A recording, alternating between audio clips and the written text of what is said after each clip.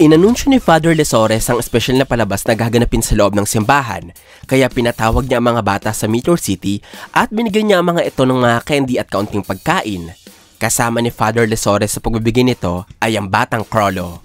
Sa kabila ng kahirapan sa Meteor City, makikita na maayos at maganda ang pagkakagawa ng simbahan. Gumagamit din ito ng simbolo ng krus katulad ng relihiyon ng Katolisismo ng ating mundo. Habang pinapamahagi ang mga candy, sumulpot ang takaw-gulo na si Uvogin sa likod ni Crollo at sinabi nito na nabalitaan niyang ginagamit ni Crollo ang kanyang mga videotape. Kaya, nasasabik na si Uvogin na matapos ang palabas upang masolo niya si Crollo. Dumating din sa simbahan sila Finks at Phaeton. Nilapitan ng mga ito si Crollo at sinabing maglaro sila ng soccer kapag nabuhay ito sa gagawin sa kanya ni Uvo mamaya. Kung mapapansin nyo, halos lahat ng mga bata sa Meteor City ay payat o di kaya ay panda kagaya ni Crollo. Nagpapakita ito ng hirap ng pamumuhay sa syudad na walang maayos na sistema. Habang tinatakot ng mga ito ang kaawa-awang si Crollo, sumulpot bigla si Sarah sa dala-dala ang mga candy at humingi ito ng tulong kanila Finks na ipamahagi ang mga candy sa iba pang bata. Magagalit sana ang batang lalaki dahil sa pag-uutos sa kanya ni Sarasa, pero noong makita na nakatingin si Father Lesores ay kinuha niya din ang mga candy at ipinamahagi sa mga bata. Nag-thumbs up si Sarasa kay Crollo. Sinabi nito na may mabuting puso talaga si Finks at wag nang mag-alala si Crollo dahil sunod naman niyang papaamuhin si Uvogin. Kahit noong tumanda na si Finks, makikita natin na kahit mainitan ng ulo niya, hindi siya masyadong brutal o malupit sa mga bata. Halimbawa dyan sila Gon at Killua, pati na rin sa bagong miyembro ng Phantom Troop na si Caloto. Sinabi ni Sheila na si Crollo ang little brother nila at si Sarasa naman ang kanilang bunso. Pero handa itong protektahan ng kanyang kuya. Medyo nahiya si Crollo, kaya sinabi ni Pakunoda na ayos lamang iyon dahil normal lamang ito. Sinabi ni Paku na alam niyang palaging nagpupunta si Crollo sa simbahan upang magdala ng bulaklak para sa mga puntod. Nagustuhan niya ang pag-uugaling ito ni Crollo. Pinasalamatan ng bata si Paku dahil sa mga sinabi nito tungkol sa kanya. Inayos din ni Father Lesores ang projector sa auditorium para magamit nila ito sa palabas. Inutusan na din ng pare ang lahat ng bata na maupo at hintayin ang pag-uumpisa. Nang maayos na ang lahat, dumilim na sa loob ng malaking silid at namangha ang mga bata nang makita ang power cleaners. Ang pagkatuwang ito ay nasamahan ng pagkamangha dahil ang dialogo ng palabas ay gumagamit ng kanilang lengguwahe, kaya napagtanto nila na mayroong nagdub sa linya ng mga karakter. Sa nakaraang kabanata, nakita natin na sila Crollo, Pakunoda, Sheila at Sarasa ang nagboses sa mga ito. Tuwang-tuwa ang mga batang manonood habang sila Shalnark at Franklin naman ay nalaman agad na sila Crollo at Pakunoda ang nagboboses sa ilan sa mga karakter. Habang nanonood ng mga bata, pinapanood din sila nila Crollo at sinabi nito na masaya siyang nagustuhan ng mga manonood ang kanilang ginagawa. Pinasalamatan naman ni Crollo ang tatlong babaeng kaibigan dahil sa galing nila sa pagdadub, pero ang papuring ito ay ibinalik ni Pakunoda kay Crollo dahil ang bata ang nagboses sa lahat ng mga lalaking karakter pero nabigyan niya ang mga ito ng iba't ibang boses. Nangangahulugan nito na simula pa lamang bata, magaling ng umarte si Crollo. Sa gitna ng kasiyahan, biglang tumigil ang video at nawala din ang sounds ng palabas, kaya medyo nadismaya ang mga bata. Agad na tinanong ni Crollo si Father Lesores kung anong naging problema. Sinabi sa kanya ng matanda na nagkandabuhol-buhol na ang film ng videotape. Pwede nilang putulin ng sirang parte pero medyo matatagalan si Father Lesores sa pag-aayos nito. Ang pagkabuhol ng film strip sa mga VHS ay madalas talagang nangyayari. Maiintindihan nito ng mga nakaabot nito noon. Dahil sa tagal ng pag-aayos ng videotape, sumigaw si Uvogin at tinanong kung meron pa bang may papalabas si Crollo. Dulot ng kanyang ingay, sinipa siya ng kasamang si Machi para patahimikin. Lumabas si Crollo mula sa backstage, dala-dala ang isang microphone. Pinagaan nito ang mood ng mga manonood sa pagkasabi na nagpunta lamang siya sa banyo dahil naparami ang kain niya kanina. Habang nagpapaliwanag, ginamit niya ang boses ng yellow cleaner. Pagkatapos ay nila red, green at blue. Nagpapalit-palit siya ng boses para libangin ng mga batang manonood. Isang talentong hinangaan ng lahat sapagkat hindi sila makapaniwalang halos kaedad lamang nila ang gumagawa ng mga boses. Maging si Uvogin ay namangha sa ginawa ni Crollo.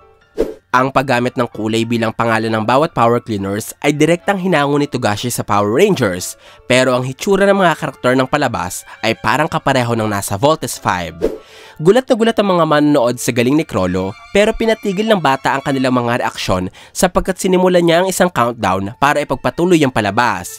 Naayos ni Father Lesores ang videotape pero hindi na ang mga boses na nirecord nila Crollo. Dulot nito, nagdub ng live si Crollo at ang tatlo niyang kaibigan. Nasa eksena na sila kung saan lumabas ang halimaw na nagngangalang Graphino. Dahil isa itong nakakatakot na kalaban, ipinarinig ni Chrollo sa lahat ang nakakapanindig balahibo niyang boses. Nagdulot para matakot ang mga bata. Noong dumating naman ang palabas sa eksena kung saan nagsasalita ang mga bida, ginamit ni Chrollo ang kanyang kalmadong boses, kaya lalong bumilib sa kanya ang lahat. Isa sa mga batang humanga sa galing ni Chrollo ay merong mahabang buhok at bilugang mata. Walang duda na ito ay ang batang Nobunaga. Ipinagpatuloy nila Chrollo ang pagboboses ng mga karakter hanggang sa ginamit na ng power cleaners ang kanilang atake na tinatawag na clean sweep upang talunin ng kanilang mga kalaban. Labis na nasiyahan ng mga bata sa nasaksihan. Napapalakpak ang mga ito, napatayo sa tuwa at ginaya pa ang mga posing ng karakter sa palabas. Maging si Father Lesores ay bumilib kay Chrollo kaya kinamayan niya ang bata at tinapik ang ulo para batiin. Si Father Lesores ay lubang humahanga sa talento at talino ni Chrollo. Plano nilang iharap ang bata sa mga elders para malaman nila kung anong maitutulong ni Chrollo sa mga problema ng Meteor City. Pero hindi na ipinakita kung ginawa pa ba ito ni Father Lesores. Nang matapos ang pagkitanghal, umuwi na sila Chrollo at ang kanyang mga kaibigan. Nakita na mga ito sila Uvogin, Machi, Finks at Phaeton na naghihintay sa gitna ng daan. Sinabi ni Franklin na hindi kailangan ni Chrollo harapin ang mga ito. Pero sinagot siya ng bata sa pagkasabi na siya ang nagdala sa kanila sa sitwasyong ito dahil siya ang kumuha ng videotape. Makikita ulit dito ang pagiging mabuting pinuno ni Chrollo. Handa siyang akuin ang pagkakamali ng lahat at tanggapin ang kaparusahang kaakibat nito. Lalapit na sana si Chrollo pero inunahan siya ni Sarasa. Pumunta ito sa gitna ng dalawang grupo ng mga bata at pagkatapos ay sinigawan si Chrollo sa pagkasabing excited na siya sa susunod na palabas at hindi talaga siya masama sa lahat. Nagtaka si Chrollo at Uvogin sa sinabi ni Sarasa. Kaya humarap naman ang batang babae kay Uvogin at masayang sinabi na dinadab niya lamang ang mga gustong sabihin ni Uvogin. Napangiti ang lahat sa ginawa ni Sarasa. Si Sarasa ang masasabi nating bumuo ng grupo. Siya ang nagparating kadala Finks at Phaeton na welcome sila sa grupo at si Sarasa din ang nagkumbinsi kay Uvogin na ipakita ang tinatago nitong kabutihan. Sa madaling salita, utang na loob ng Phantom Troop kay Sarasa ang kanilang pagkabuo. Tinanong ni Uvo si Chrollo kung marami pa bang episodes ng videotape. Kinumpirma ito ng bata at sinabi niya na meron pang halos 8 episodes. Tinanong naman ni Uvo kung maaaring siya ang gumanap na halimaw sa susunod. Medyo nagulat si Chrollo. Bago siya makasagot, isa-isang nagpahayag ang iba pang mga bata ng karakter na gusto nila i-dub. Sinabi ni Uvogin na ang pagtatanghal na pinangunahan ni Chrollo ay tumama kay Uvogin ng sobra, mas malakas sa kahit na anong suntok na sinalo niya. Natuwa si Chrollo sa narinig at nakipagkamay siya kay Uvogin. Sa tagpong ito, nag-umpisa ang matinding respeto ni Uvo kay Chrollo at nanatili hanggang sa kanilang paglaki. Kahit si Uvogin ang kinikilalang pinakamalakas sa kanilang grupo pagdating sa pisikal na kakayahan. Sa paglipas ng mga araw, linggo at buwan, makikita ang grupo na nagtatanghal sa simbahan, nagsusulat ng script para sa kanilang mga karakter at gumagawa ng props para gamitin sa palabas. Nakakabilib na kahit walang maayos na pamumuhay sa Meteor City, lahat ng miyembro ng Phantom Troop ay marunong sumulat at magbasa. Matapos ang madaming pagtanghal, umisip na ang mga bata ng pangalan para sa kanilang grupo. Sinabi ni Pakunoda na pwede nilang tawagin ang kanilang grupo bilang troop. Nagtaka dito si Chrollo sapagkat ang troop ay kadalasang binubuo ng libo-libong miyembro. Pero mukhang nagustuhan ni Uvo ang pangalan sapagkat sinabi niya na ayos lamang iyon. Dahil bawat isa sa kanila ay may katumbas na daan-daang miyembro. Napagdesisyon na ng grupo na troop ang itatawag sa kanilang samahan at mag-iisip na lamang sila ng pwedeng idagdag na salita kasama ang napiling pangalan. Ang sinabing ito ni Uvogin ay napatunayan noong sila lumaki sapagkat bawat isa sa kanila ay kayang tumapos ng daan-daang tao dahil sa kanilang pambihirang lakas. Matapos ang madaming pagtatanghal ng grupo, malapit na silang maubusan ng episodes na pwedeng maipalabas kaya nirekomenda ni Nobunaga na maaaring magsulat na lamang si Chrollo ng script at umarte na lamang sila na parang isang play. Medyo hindi sumang-ayon dito si Chrollo sapagkat mas matrabaho ang paggawa ng mga eksena at costume kaysa sa pagdadub. Sinabi ni Chrollo na pag-iisipan niya kung ano ang kanilang gagawin habang tinatapos nila ang 3 pang episodes na meron sila. Si Chrollo ay magaling sa pagpaplano. Ito ang isa sa mga kakayahang ginamit niya para manakawan ng auction at para matalo si Hisoka. Pero sa mga pagkakataong natatapos nila Chrollo ang mission ayon sa kanyang plano, kasabay din ito ang pagkalagas ng kanilang mga miyembro. Tinanong ni Uvogin si Chrollo kung pwede ba sila magpalaro mamaya tungkol sa kung ano ang maaaring sunod na mangyari sa Power Cleaners. Narinig ito ni Sarasa at sinabi nitong sobrang sipag ni Uvogin pagdating sa kanilang ginagawa. Sumagot naman ang batang lalaki sa pagkasabi na gusto niyang maabot ang kanyang pangarap kaya siya ganito. Tinanong ni Chrollo kung anong pangarap ng kaibigan, kaya nilahad ni Uvogin na gusto niyang libutin ang mundo at makilala bilang sikat na kontrabida. Ang pangarap na ito ni Uvogin ay nangyari at kanilang naabot sa kanilang pagtanda dahil sa paggawa nila ng iba't ibang krimen. Lumipas muli ang ilang araw at malapit nang maubos ang episodes na pwedeng ipalabas ng mga bata. Kaya nagsasalitan sila sa paghahanap ng videotape sa mga tambak ng basura sa Meteor City.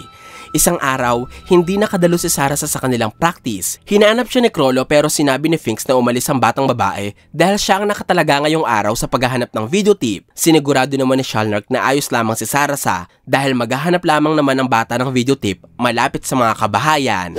Nag-aalala si Chrollo sapagkat sinabi sa kanya ni Father Lesores ang pagpasok ng mga mafia sa kanilang lungsod para mambiktima ng mga bata. Ipinakita sa sunod na pahina si Sarasa na masayang naglalakad sa gitna ng mga tambak ng basura. Sinabi niya na gusto niyang gulatin ang kanyang mga kaibigan kapag nakahanap siya ng bagong videotape at maghahanap siya ng mga kopya ng power cleaner sa tambakan malapit sa Uga Forest. Lingid sa kaalaman ng bata, may nagbabadyang panganib malapit sa kanya sapagkat ang mga taong nandudukot ng bata ay nasa Meteor City. Nakakuha na ng 3 bata ang mga ito. Sinabi ng isa sa kanila na masyado nang maingat ang mga residente ng Meteor City. Buti na lamang at natapos na ang kanilang kota. Ganun pa man, naisip ng mga lalaki na mas magiging masaya sila kung makakahanap pa sila ng isa pang bata.